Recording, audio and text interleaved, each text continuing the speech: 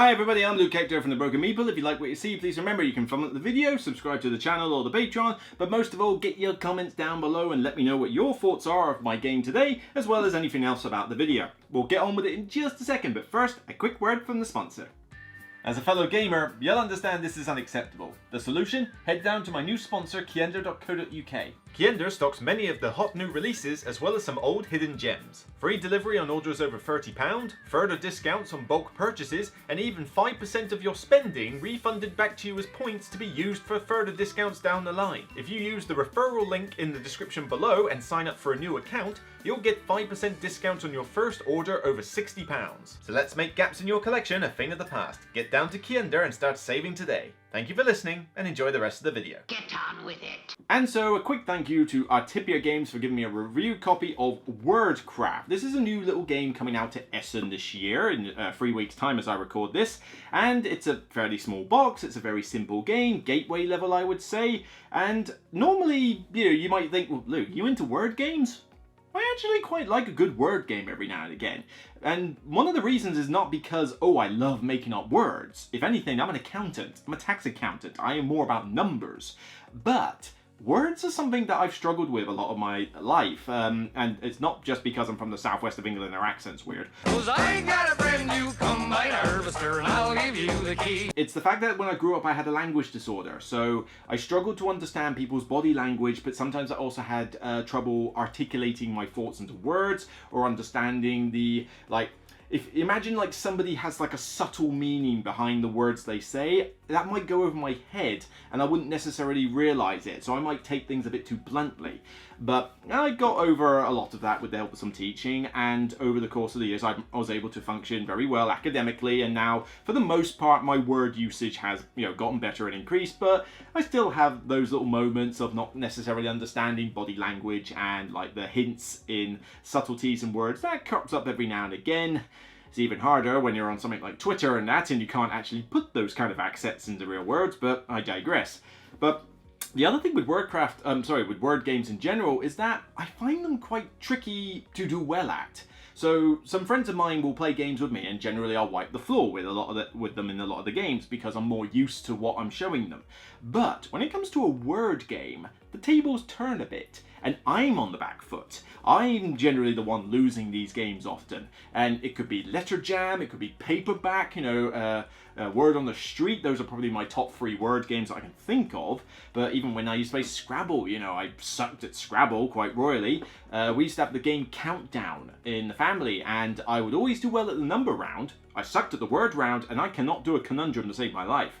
So even while playing this game, I noticed that I'm generally losing a lot of the games, but I like the challenge. Anything that's training me to use words better is probably a good thing, but that's kind of like a weird introduction to me in word games. So Wordcraft, if you are a sustainability nut, you're not gonna like this already, because here is the contents of Wordcraft. There you go. This box, surprisingly, is small, and yet it is twice the size of what it should be. There's like nothing in this box. There is a rulebook. There is literally a small deck of cards. There you go. Small deck, right there. We'll put that in the corner right here, shall we say. And a bag of cubes that you share with the players. There you go. Wow, I mean, you could have literally put this in a box half the size and it would have been better on the storage front. So the only reason it's this big is because of this rule book, and there's only about 6 pages in it. You literally could have cut this in half and just doubled the pages, and you could have really made this much more portable.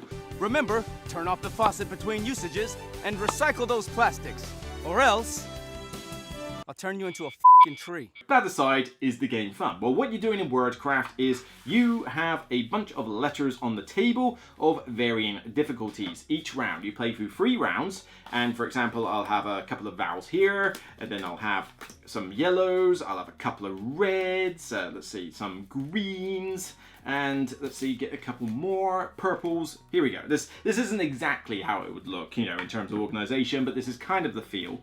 And basically what happens is on your turn, you have to come up with a 3-letter or more word that uses only the letters there. You can duplicate your heart's content, but you can't use anything that isn't already here.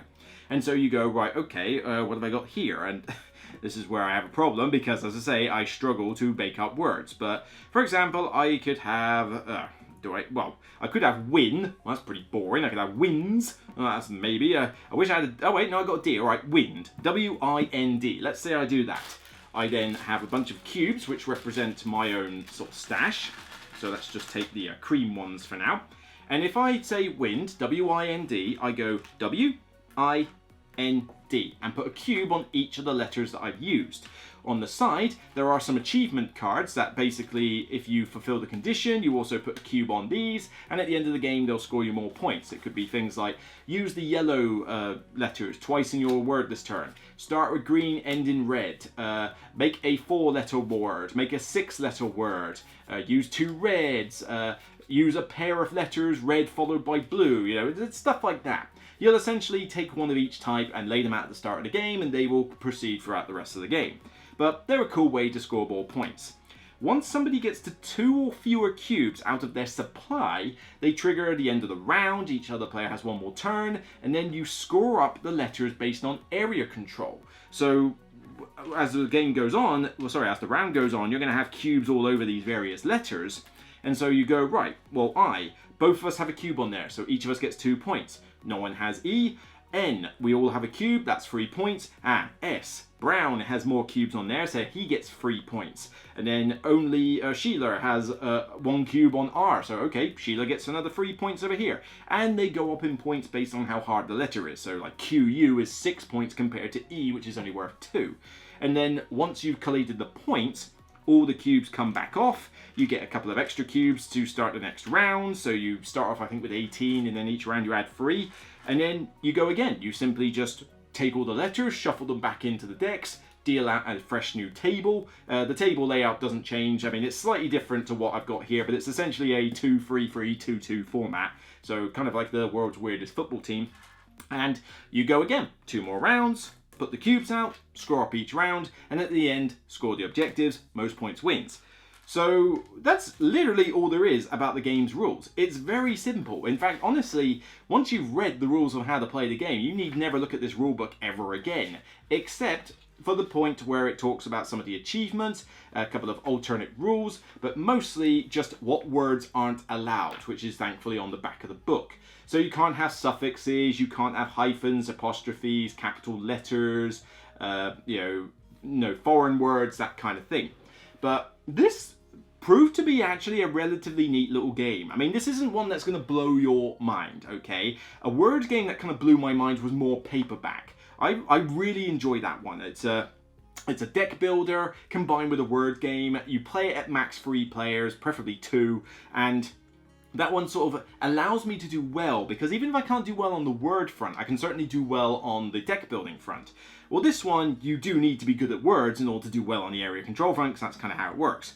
But this one is just a very nice, simple word game for anybody who wants to learn, do better at language, or anybody who's just into word games to pretty much pick up and play. It won't take long at a game cafe, to get used to this. There's enough examples in the book to understand what's going on. I didn't have any problem remembering rules after I did the teach. And, components, well, I mean, the cards are decent, they're nice and colourful and a decent enough quality, but yeah, okay, it's just a bag of cubes, but then what else are you really going to use? You don't need to make this any more fancy than it is, bearing in mind it could have been half the size. So at its core, it just appears like another generic word game, but there are a few subtleties here to bear in mind. Firstly, we've not really done an area control style game with this, so this is doing something unique and innovative, which I gotta give props for. I did the same with Paperback. Paperback's still probably my favourite word game. The idea of deck building with words, so that if I can't do the word front very well, I can do the deck building front well. And, that's a cool concept. Word on the Street is probably the one I recommend for anybody with kids. I think that's a brilliant, cheap little game for kids, like a schoolroom setting, a classroom. That would be really good. This one kind of feels like a step up. So it's not as easy as Word on the Street, but it's in no way as complicated as something like Paperback or any of the other word games or like Letter Jam. So this one, it feels like a gateway level game, just maybe the next step for, a kid. But I like some of the subtleties that this game offers. So you think, well, what's the point of the area control thing? Well, there's a big point, because if you've got cubes all over these various letters, you only score the points at the end of the round if you have tied or majority on there. So it's all well and good saying, well, I could come up with a word that uses the M letter several times. Wait, Cream's already got 3 cubes on there. I can only put 2 on there. So I'm making this word and I get 0 points for using M because I don't have the majority. So then you look at the other letters and go, well, nobody's used QU yet. There's a K there. I've got an I here. Can I do quick?